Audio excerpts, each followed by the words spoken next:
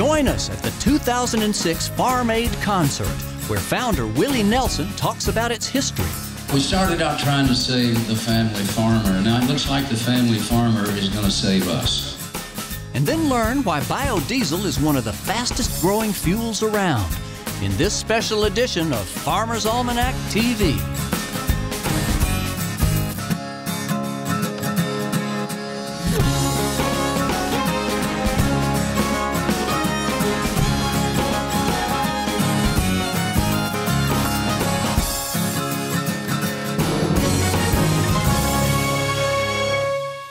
Hello, I'm Jim Wan. Welcome to Farmer's Almanac TV. Did you know there have been 21 Farm Aid concerts? It all started in 1985 when the first concert was organized in just 6 short weeks. We attended the 2006 concert in Camden, New Jersey, and were honored to meet the people who have kept this great event alive. This is their story.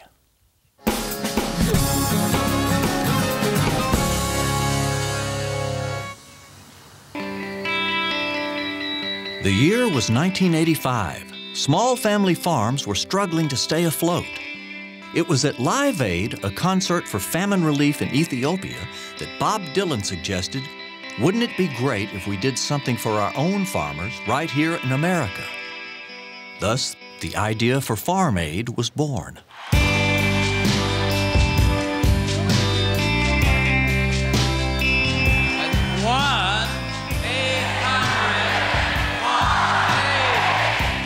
A lot of people know the story that Farm Aid began because Willie heard Bob Dylan say when he was playing at Live Aid, we should be doing something for our family farmers. And that's when, in 1985, family farmers were on the front page of the paper.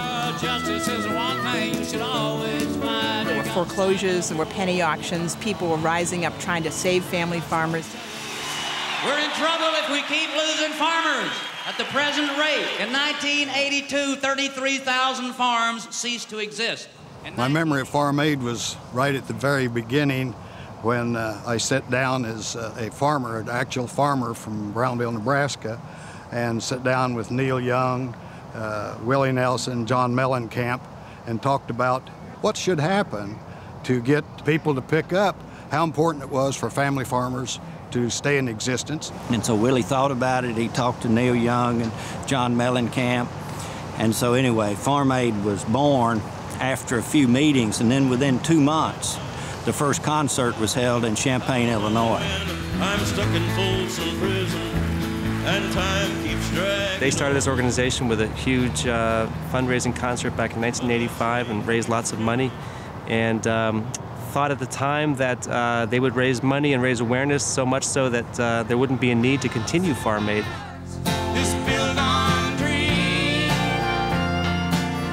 Unfortunately, that didn't happen, and there's an ongoing need to raise awareness across the country about how family farmers really do and really are the backbone of our society, providing good food for all Americans. Well, it's always fulfilling when we do one of these shows to see all these folks coming out supporting, because these folks out there on the highway knew about the problem a little before we did. So when they came to Champaign, we sold that show out in 21 days. I think everybody was anxious to help the farmer. They thought, too, we'll do one and it's all over. Now, today, 21 years later, a lot of those same people are still out there. The first Farm Aid that we had in Champaign, Illinois, the first guy that I called was John Mellencamp.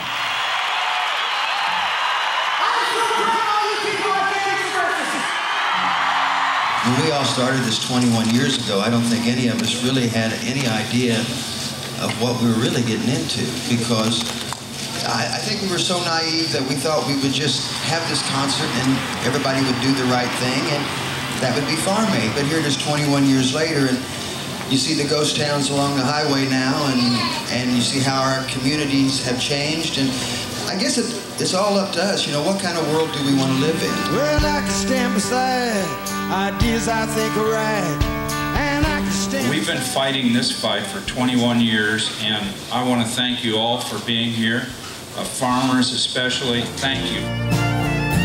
But tomorrow morning, a man from the bank's gonna come 1985 was the first, but certainly not the last time, America heard the voices of our Farm Belt being amplified. Together, Willie Nelson, Neil Young, John Mellencamp, and many others have done something for our family farmers. As these voices continue to ring out, we thank Farm Aid for being there when they were needed.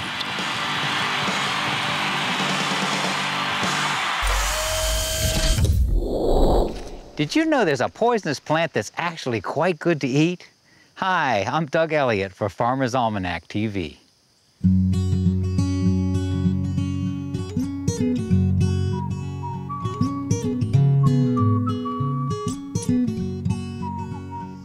This plant here, handsome Native American plant, got purple stems, and look at these purple berries. Sometimes this plant is known as inkberry, and the other name for it is pokeweed. Now, many country people know this plant as poke salad, S-A-L-L-E-T.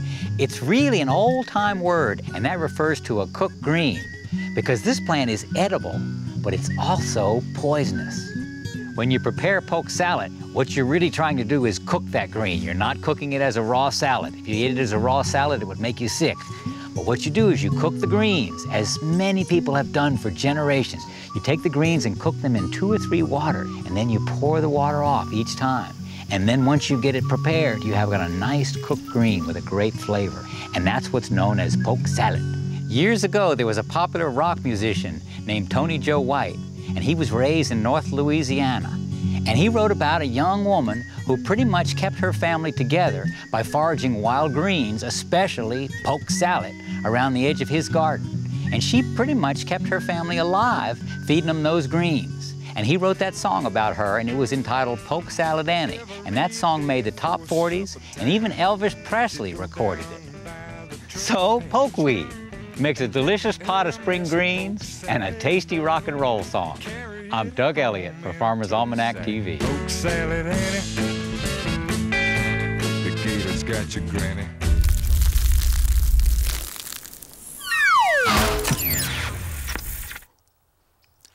Throughout all our travels, we seem to be finding one common theme in many places: the use of biodiesel.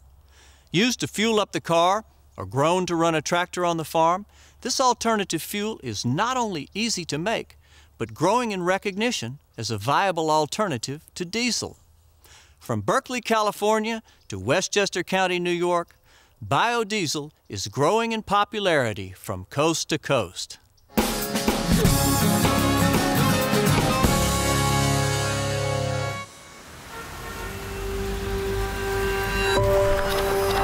Less than 100 years have passed since crude oil became the world's primary energy source.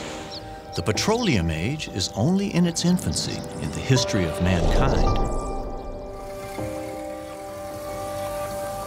The depletion of the Earth's resources and the challenges we face today are causes for a change in the types of energy that we consume. Large groups of people around the world have shed light on alternative energy sources and a path to a brighter future. In tune with Farm Aid's cause, renewable fuels can provide family farmers with new opportunities. We'd like to showcase a few ordinary people doing extraordinary things in the biodiesel industry. I took a class at Humboldt State University. It was back in 1998, and it was a Engineering 305 class, Appropriate Technology. And one of the other people in the class mentioned this biodiesel, and none of us had ever heard of it. And so we got some fry oil from the school's cafeteria, and we mixed it in a blender, and we followed a recipe that we got, and it worked, and I was hooked. And so Footprint started to exist as a community-scale production facility in Humboldt County. And we focus on a waste vegetable oil, something that's already been cooked with. I came into biodiesel looking for a solution to using petroleum fuel, and there was this group, the Berkeley Biodiesel Collective, and we said, why don't we open a retail store where we can sell this stuff, because we know it works and we know we're in Berkeley, people are going to buy it. The Biofuel Oasis actually opened their doors in December 2003, and we sell biodiesel B99. I worked for a number of years in the oil industry, and on leaving the industry, I had, I guess, a growing unease about our total dependence on what is a very limited resource in petrodiesel and gasoline. In 2003, I was doing my MBA in Sydney, and the opportunity came up to do a 20,000-word project on anything I wanted, and I did it on alternative fuels for road transport. Then I stumbled over a website that had powerboat records, and the one that stuck in my mind was this record for going around the globe, and one day it suddenly dawned on me, man, I'm going to put these two projects together, promote biodiesel in this very cool powerboat and use it to attempt around the world speed record. And it's a pretty decent marriage too. If we can get a record in this boat running 100%, surely you can run a 5 or a 20% or whatever in your car or truck or bus, you know. I believe in this fuel. One of the things it struggles with at the moment a little bit is recognition. Agriculture could produce fuel to drive automobiles. This might enable a smaller farmer, for example, to grow a different crop that would be used just for energy purposes. So this is what I've been promoting and trying to get started. We should move toward that as a society as quickly and as orderly as we can. Well, I'm a fourth-generation winemaker farmer, and we use biodiesel for our generator that does all our irrigation. We use it in all of our tractors in our vineyards. I have my Volkswagen diesel.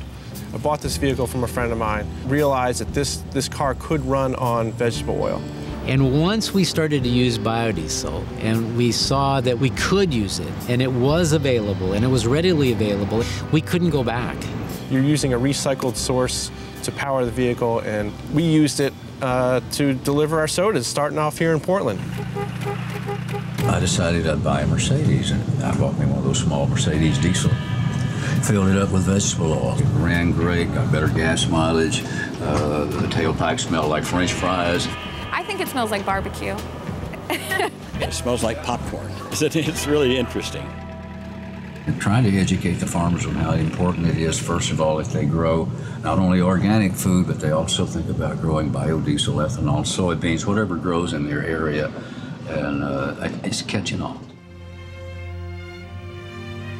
Farmers all across the country are at the forefront of this quiet revolution, but all of us can contribute, not just farmers. The majority of the workhorse infrastructure are very efficient, very effective, large-scale diesel engines. And to make those engines obsolete is foolish. The diesel engine is not named after the fuel that we put in it that we currently call diesel. It was named after a doctor that developed the engine, a fellow by the name of Diesel, who developed that engine to run on peanut oil. These are diesel engines that last for millions of miles. If they can run on a different type of fuel, their emissions and their impact socially can be transformed. It's not some political issue. It's a moral issue that we're facing right now. We should extract ourselves from these addictions to the petroleum. Biodiesel offers an immediate answer for this transitional period that we are in, from the phasing out of our petroleum era and embracing the clean burning fuels of the future.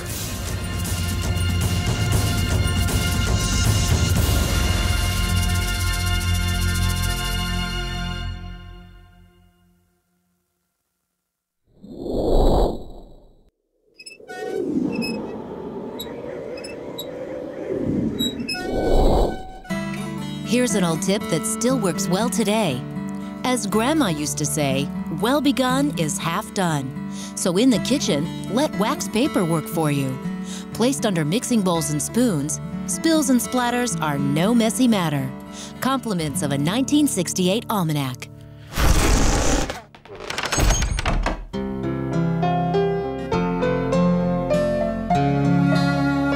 Take a glimpse into America's history by remembering times past.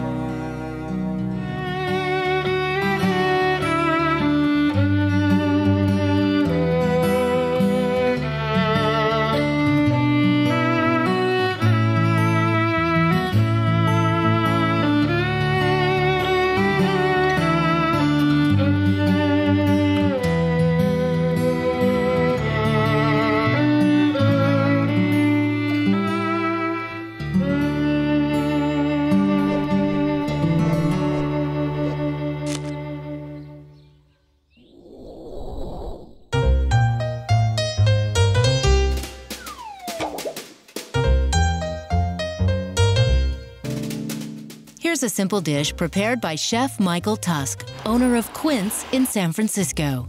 All the ingredients used were purchased at local farmers markets.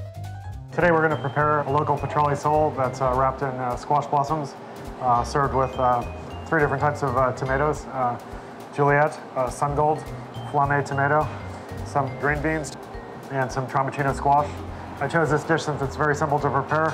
Everything today came from the Ferry Plaza Farmers Market in San Francisco. This dish could be prepared in a similar fashion by changing around a couple of the ingredients. Start by lightly seasoning the fish with sea salt. The squash blossoms are used for 2 reasons. First and foremost, they provide flavor, and I'm going to be serving them with squash itself. Second, they'll keep the fish moist during the steaming process. Next, place the squash blossoms on the bottom and top of the fish. In a steamer, add a little rosé and lemon verbena to flavor the water. Adding parchment paper in the steamer will prevent the fish from sticking.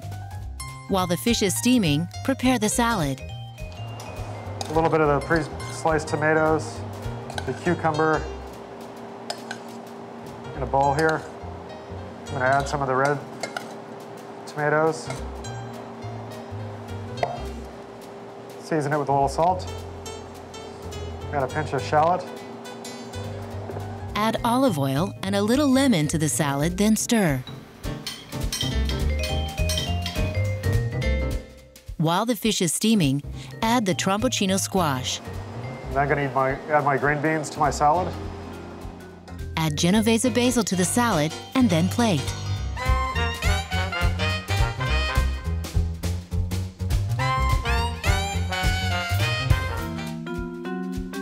Finish it with a little bit more olive oil. Here you have steamed local petroli sole, steamed with a little bit of rosé wine, lemon verbena. It's wrapped in a squash blossom, and it's served with Tromboncino squash, lemon cucumber, and 3 types of tomatoes, Flamme, Sun Gold, and Juliet tomato.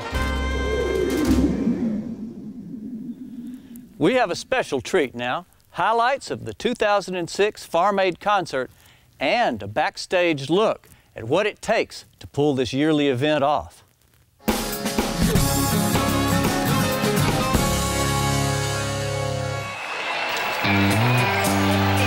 Welcome to Farm Aid 2006.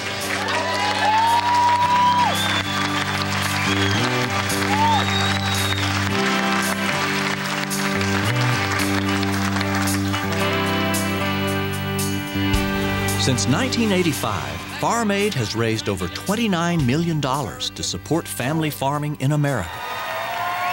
As times have changed, so has their message. Today, Farm Aid promotes the good food movement.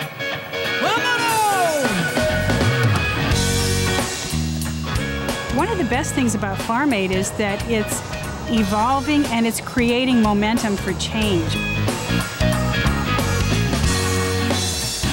Another thing that we're doing is to help grow what we call the good food movement. You know, in most local communities, the connection between the farmer and the consumer has been stripped. There's no more distribution or processing or direct connection so that farmer food can get to the local consumer.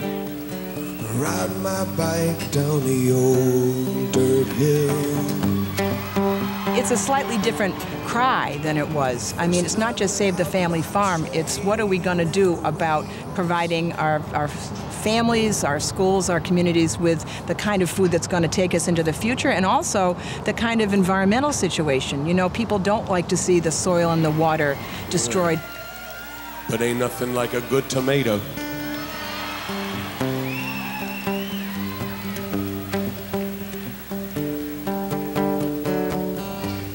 Well, we started out trying to save the family farmer. Now it looks like the family farmer is going to save us.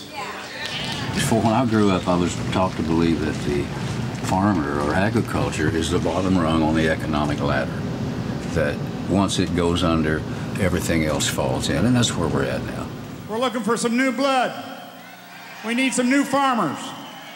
A lot of people that will be here at Farm Aid are the kind of Americans that are really concerned on where their food comes from, who raises it, how it's raised. Is it from a local farmer, or was it shipped from some faraway land at the expense of the energy it took to get here?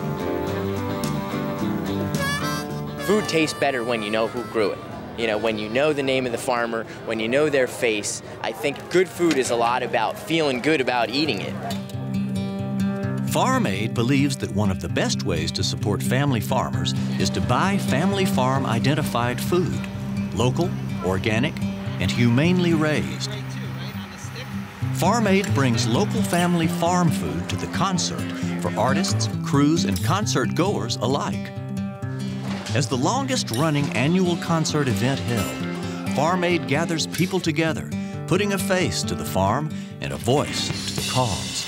Bright lights, big city, on to my baby's head. So I raise corn and soybeans, I live on the farm where my grandparents were farming in 1918. I raise cattle and hogs, wheat, corn, soybeans. My uncle has a small little, one of those picturesque little farms that went out of business on Friday. Without our farmers, we don't have a food network. Without consumers consuming and purchasing from our local farmers, we aren't supporting the backbone of our communities. For me, Farm Aid and everything that everybody's talking about boils down to one thing. If you want a better world, it starts with you. Yeah.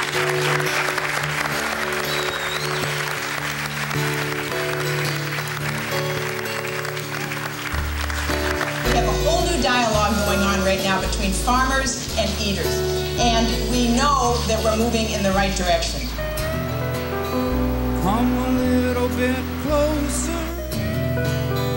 hear what I have to say.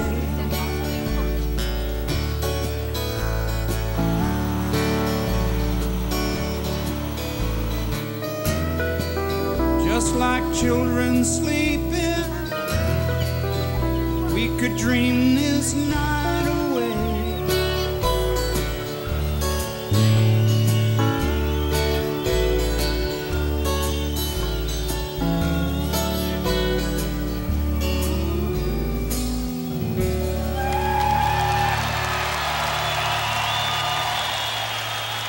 Thank you, folks.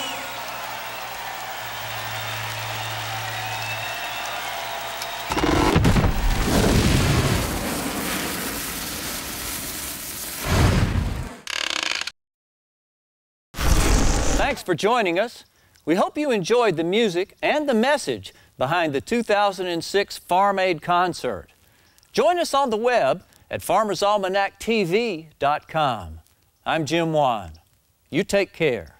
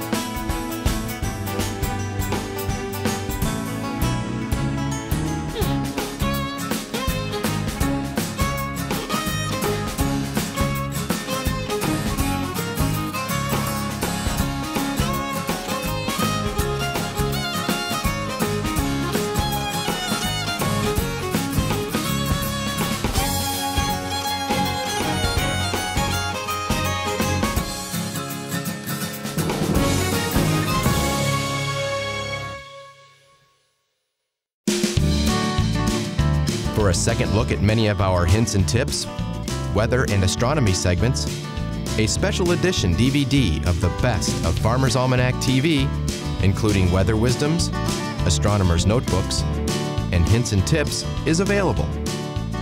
To purchase, call 866-722-3276 or visit us on the web at farmersalmanac.tv.com.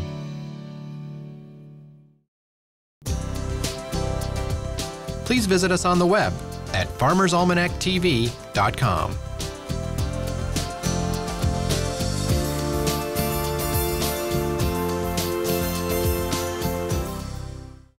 It seems our days are just too hectic, and suddenly, time has slipped away. What happened to the good old days when we would spend time with our neighbors, told stories, and laughed with friends? It's an inner calling within all of us, but we're just too busy to hear it. It's time to get back to our roots, wide open spaces and familiar places. We're here to spread the word. It's time to collect our memories and celebrate the human spirit. We believe we are all one with the land in which we live. From the Iowa cornfields to the green markets of New York City, this is Farmer's Almanac TV.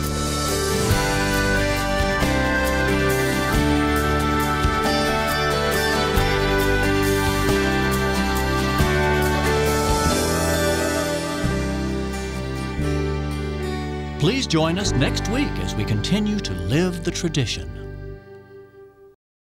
The cow says,